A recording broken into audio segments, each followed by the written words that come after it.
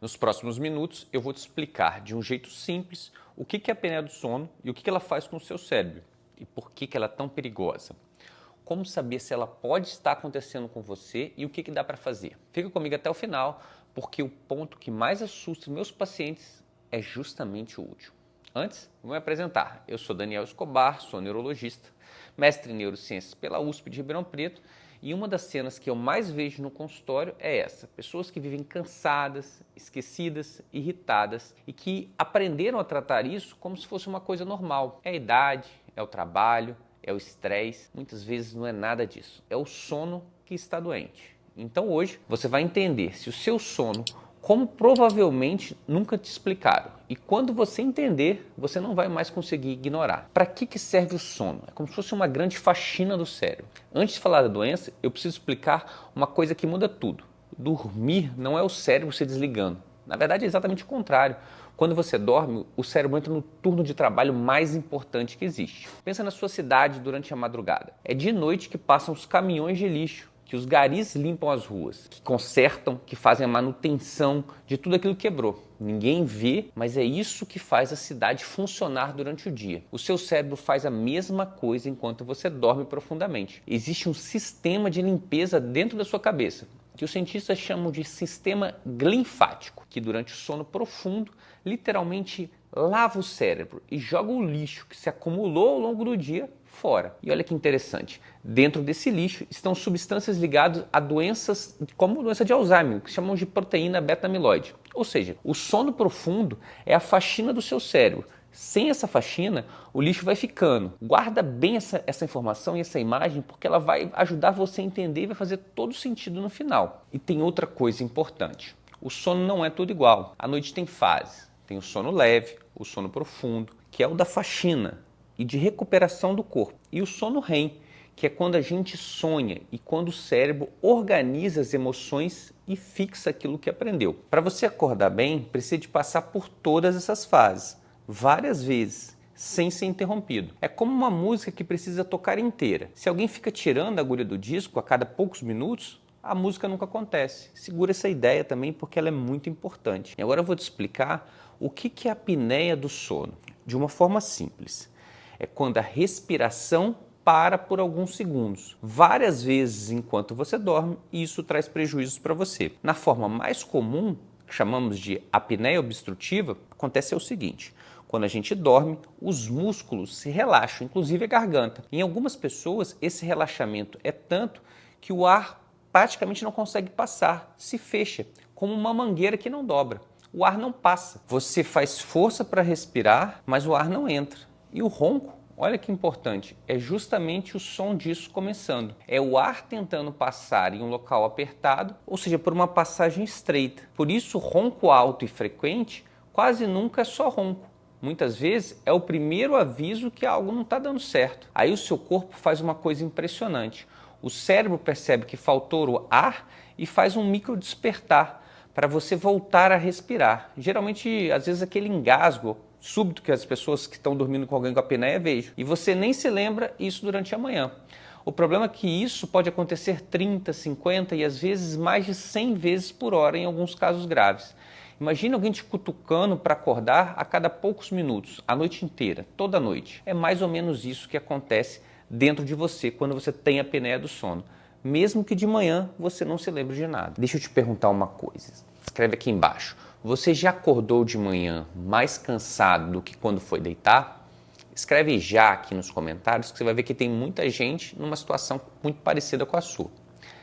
E se você está pensando naquela pessoa que ronca demais enquanto eu estou aqui contando para você esse vídeo, fica comigo até o final, porque lá, quando a gente estiver terminando, eu vou te pedir uma coisa simples que pode ajudar muito essa pessoa. A falta de ar e o cérebro faminto têm uma conexão muito próxima. E eu vou te contar como isso se conecta. Cada vez que a respiração para, o oxigênio no seu sangue sai, diminui. E aqui tem um detalhe importante, que pouca gente sabe. O cérebro é o órgão que mais consome oxigênio no corpo inteiro. Sozinho, ele é responsável por consumir 20% de todo o oxigênio que você respira, pesando um pouco mais de 1 quilo. Então, quando o oxigênio despenca, muitas vezes é como se o cérebro dessa pessoa ficasse sufocado a noite inteira. e o corpo entra num estado de alarme. A cada pausa, a pressão sobe, o coração acelera, o corpo libera hormônio de estresse. Você está ali, deitado, de olhos fechados, parecendo que está em paz, mas por dentro é como se estivesse levando sustos, sem parar. E o segundo golpe, sem faxina, o que acontece? Sem aquela faxina que limpa, lembra que eu falei que a faxina que limpa o cérebro no sono profundo? Aqui que vem esse golpe importante. Cada micro despertar joga você de volta para o sono leve. E o resultado?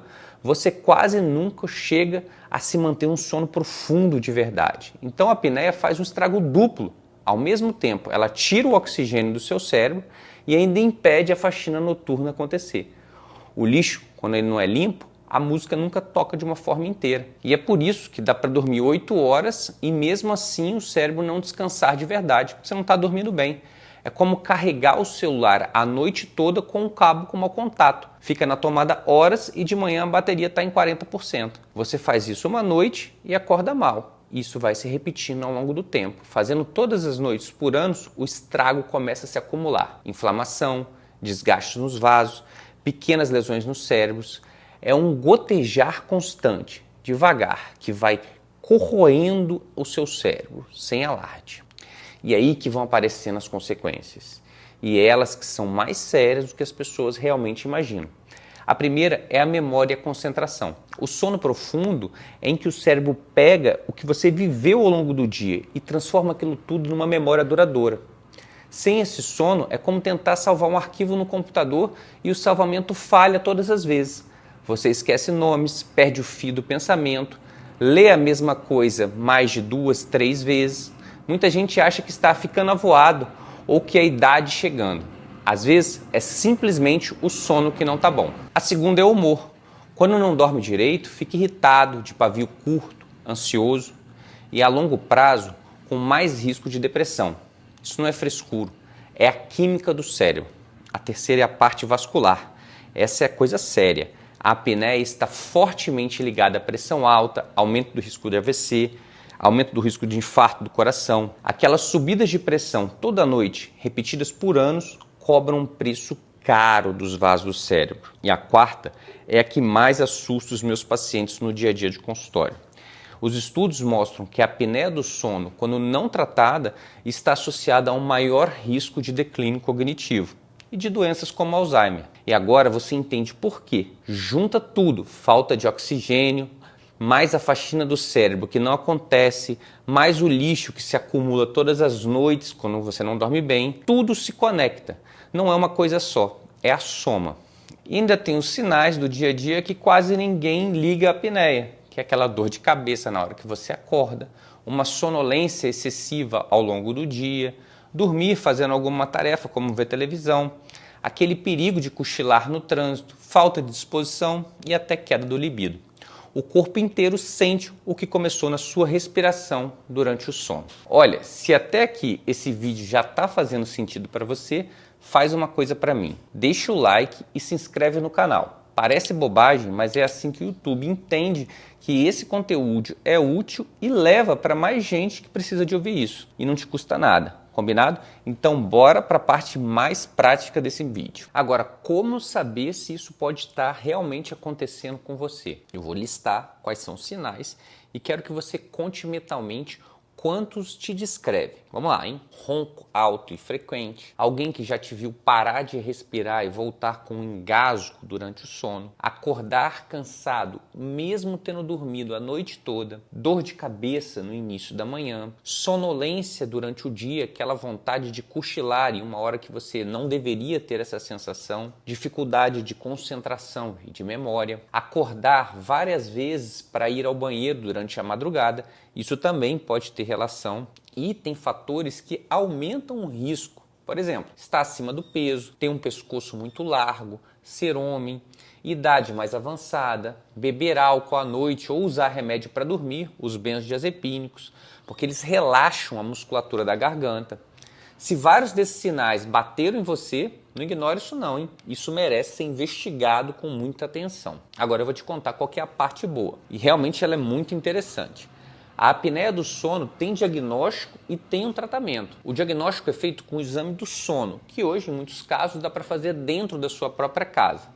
e o tratamento funciona de verdade. É um aparelho muito conhecido chamado de CPAP, que é basicamente uma máscara que sopra o ar com uma leve pressão e mantém a sua via aérea aberta durante a noite toda. É como segurar uma mangueira para ela não dobrar, botando uma pressãozinha. Muita gente torce o nariz quando ouve falar desses aparelhos. Além disso, tem outras frentes de tratamentos, porque cada caso é um caso. Perder peso, principalmente quando o paciente está com sobrepeso relevante, evitar o consumo de álcool durante a noite, ajustar a posição de dormir, aparelhos que alguns dentistas fazem em situações específicas e também, em alguns casos, a cirurgia ortognática. Mas o que eu mais quero que você leve desse vídeo é isso. Tratar a apneia não é sobre parar de roncar ou cansar menos, é sobre proteger o seu cérebro, a sua memória e o seu coração pelos próximos anos. Dormir bem não é um luxo, não é preguiça, é uma necessidade, é uma manutenção da sua saúde. Exatamente como cuidar da pressão alta ou do colesterol. Na verdade, eu diria que é mais importante do que isso. Então, para fechar, a apneia do sono é silenciosa, é muito mais comum do que parece e mexe diretamente com o cérebro, memória, humor, risco de AVC e declínio cognitivo. Mas, e aliás, essa é a parte mais importante, ela é investigável e é tratável. O primeiro passo é simplesmente parar de aceitar que viver cansado ou com sono durante o dia é normal. Agora eu quero te ouvir. Me conta aqui nos comentários. Quantos daqueles sinais bateram com você? E você ronca ou conhece alguém que para de respirar enquanto dorme? Eu leio e respondo os comentários. Faz isso para mim ou por alguém que você gosta. Se esse vídeo te ajudou, compartilha com aquela pessoa que ronca e vive cansada. Porque pode ser que você esteja entregando em 3 minutos uma informação que ela precisa ouvir há anos. Deixa o like, se inscreve para não perder os próximos, porque nos próximos vídeos eu vou te mostrar como a qualidade do sono transforma a sua memória e tem tudo a ver com aquilo que a gente conversou aqui. Cuide do seu sono, cuide do seu cérebro e eu te vejo no próximo vídeo.